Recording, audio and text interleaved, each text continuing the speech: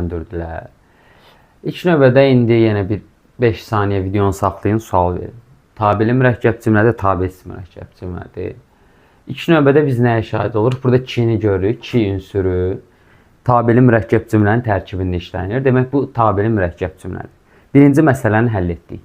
İkinci məsələyə gəldikdə biz bilirik ki, tabeli mürəkkəb cümlədə baş və budaq cümlə mövcuddur. Biz bunları ayırmalıyıq.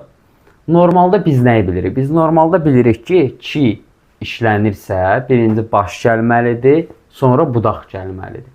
Amma bir istisnamız var, daha doğrusu diqqət etməli olduğumuz bir nöqtə var. Biz ki-ni anda əndə ilə əvəz edə biliriksə, anda əndə ilə.